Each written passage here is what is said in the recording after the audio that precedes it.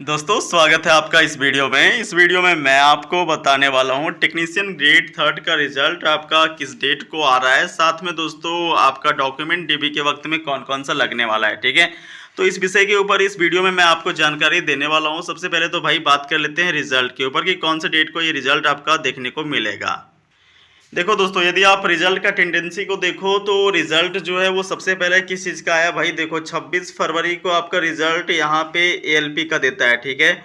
उसके बाद देखो दोस्तों, उसके बाद जो रिजल्ट आया वो आपका 3 मार्च को आया। 3 मार्च को रिजल्ट आया आपका यहाँ पे आरपीएफ एसआई का, ठीक है। आरपीएफ एसआई का रिजल्ट जो है वो 3 मार्च को आता है। फिर दोस्तों 5 मार्च को देखोगे तो भाई जेई का रिजल्ट यहाँ पे दिया गया। वहीं दोस्तों आप देखोगे 12 मार्च, ठीक है। 12 मार्च को देखोगे तो ग्रेड 1 का यहाँ पे रिजल्ट दिया गया। तो देख सकते हो 26 फरवरी को एएलपी का रिजल्ट आता है, 3 मार्च को आरपीएफ एसआई का रिजल्ट आता है, 5 मार्च को जेई का रिजल्ट आता है। फिर देखो 12 मार्च को यहाँ पे टेक्नीशियन ग्रेड 1 का रिजल्ट आता है। तो भाई अब जो है वो बचा है कौन सा, टेक्नीशियन ग्रेड थर्ड कब आ सकता है इसमें। देखोगे दोस्तों तो इसके अंदर सबसे ज़्यादा कैंडिडेट जो है वो टेक्नीशियन ग्रेड थर्ड के अंदर ही है। तो कितना टाइम लगेगा एएलपी में भी, जितने भी कैंडिडेट एएलपी में थे उसमें से मैक्सिमम कैंडिडेट तो भाई मैक्सिमम क्या 100% कैंडिडेट आपका टेक्नीशियन के अंदर भी होगा। आरपीएफ के अंदर भी अच्छे खासे कैंडिडेट थे, यहाँ पे भी आपका जेई के अंदर भी कैंडिडेट थे। बट मैक्सिमम कैंडिडेट आपका टेक्नीशियन ग्रेड थर्ड के अंदर है। साथ में आपका एक ही सिंगल सीवीटी यहाँ पे है, और साथ में आपका सिंगल सीवीटी के बाद 1:1 में यहाँ पे 1:1 में सेलेक्ट करके डीबी के लिए भेजना है, ठीक है। डीबी और मेडिकल के लिए इनको भेजना है। तो भाई कितना टाइम लेंगे ये लोग, कब तक ये रिजल्ट आपका पब्लिश होने वाला है। देखो दोस्तों, अब जो है वो रिजल्ट बहुत जल्द आपका पब्लिश होने वाला है, और डेट भी मैं आपको बताने वाला हूँ। एक्चुअली के अंदर देखो अभी जो है आरटीआई रिप्लाई आया हुआ है, जिसमें ये बताया गया था कि अभी अंडर स्क्रूटनी चल रहा है, ठीक है। रिजल्ट जो है वो आपका अंडर स्क्रूटनी है, मतलब ये ऑलमोस्ट केवल रिजल्ट आपका तैयार है, बट केवल जांच पड़ताल चल रहा है आरआरबी की तरफ से कि किसी तरह के कोई नॉर्मलाइज मार्क्स या फिर किसी तरह के कोई गड़बड़ी तो नहीं है। तो ये फाइनल प्रोसेस के अंदर है, फाइनल प्रोसीजर के अंदर है भाई। ये एक बार सारा कुछ जांच पड़ताल कंप्लीट हो जाता है तो फिर ये आपका रिजल्ट पब्लिश हो जाएगा। अब देखो कब तक पब्लिश हो सकता है, तो मैं आपको बता दूं यहाँ पे कि अभी जो है वो 3 से 4 दिन आपका एएलपी का प्रोसेस चल रहा है, ठीक है। जैसे अभी देखोगे तो आज की डेट में आपका एडमिट कार्ड जारी होगा, सीबीटी 2 का, ठीक है। एडमिट कार्ड आएगा। फिर देखोगे भाई तो 19 और 20 के अंदर आपका पेपर है, 19 और 20 के अंदर आपका सीबीटी 2 का पेपर है। तो यहाँ पे आप देखोगे तो अभी ये सिंगल जो डेज चल रहा है 15 तारीख का, 15 से 20 तारीख का, ये सारा का सारा एएलपी के मैनेजमेंट में लगा हुआ है। तो भाई 20 तारीख तक तो आप भूल ही जाओ कि आपका रिजल्ट पब्लिश होने वाला है, ठीक है। तो भाई आएगा कब रिजल्ट, देखो रिजल्ट आपका ये 100% श्योर है दोस्तों कि 25 मार्च से पहले पहले आपका रिजल्ट पब्लिश हो जाएगा, ठीक है।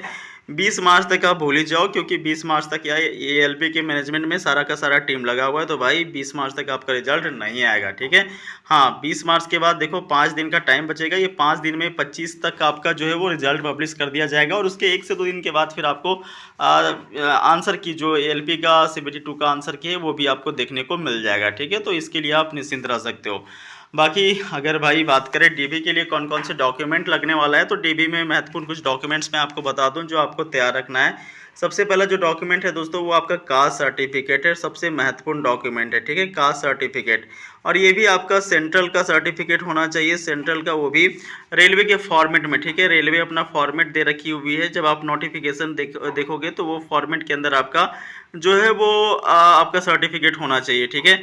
आपका जो कम्युनिटी है दोस्तों, यदि आप एससी कम्युनिटी से आते हो या फिर एसटी कम्युनिटी से हो या फिर ओबीसी एनसीएल वालों का भाई बहुत ही लफड़ा है। एससी एसटी का तो डायरेक्टली यहाँ पे कास्ट सर्टिफिकेट बन जाता है, बट ओबीसी एनसीएल वाले कैंडिडेट उनको पहले अपने स्टेट का कास्ट रेसिडेंस, फिर उनका इनकम, फिर बनाना होता है, फिर स्टेट का ओबीसी बनाना होता है, फिर सेंट्रल ओबीसी बनाना होता है। तो भाई ओबीसी एनसीएल वाले आप अभी से थोड़ा सा जागरूक हो जाएं, इनके लिए तो ये महत्वपूर्ण हो जाएगा। बट एससी एसटी वाले कैंडिडेट के लिए थोड़ा सा राहत है, डायरेक्टली इनका सेंट्रल का कास्ट सर्टिफिकेट बन जाता है। तो भाई आप लोग बना के रख लेना ये सेंट्रल वाला। बाकी कुछ और जरूरी डॉक्यूमेंट है जो कि आपके पास में होना चाहिए, जैसे आईटीआई और क्लास 10, ठीक है। आईटीआई और क्लास 10th का जो आपका सर्टिफिकेट होता है और मार्कशीट होता है, ठीक है। मार्कशीट होता है, ये आपके पास में होना चाहिए। साथ में दोस्तों आपके पास में 10 पासपोर्ट साइज का फ़ोटो, 10 जो आपने फॉर्म भरते वक्त दिया हुआ था वो आपका 10 पासपोर्ट साइज का फ़ोटो होना चाहिए, ठीक है। ये आपके पास में होना चाहिए। बाकी अगर बात करें दोस्तों और महत्वपूर्ण डॉक्यूमेंट के ऊपर, तो आपका मुख्य रूप से जैसे कोई ईबीसी कैंडिडेट है, ठीक है, या फिर कोई ईएक्स सर्विसमैन है, तो उनका एनओसी जो है वो लगता है। तो भाई ये सब कैंडिडेट के लिए एनओसी है। बाकी ईबीसी वाले कैंडिडेट तो ईबीसी सर्टिफिकेट जो है वो देना जरूरी है, ठीक है। बाकी पीडब्ल्यूबीडी कैंडिडेट है तो भाई पीडब्ल्यूबीडी के लिए जो उनका सर्टिफिकेट लगता है वो उनको जो है वो प्रोवाइड कराना होता है, ठीक है। तो यही कुछ महत्वपूर्ण डॉक्यूमेंट्स है दोस्तों। बाकी कोई वैसा मेजर डॉक्यूमेंट्स नहीं मांगा जाता है। जो मैंने बताया वो आपके पास में मोटा मोटी डॉक्यूमेंट्स होना चाहिए, ठीक है।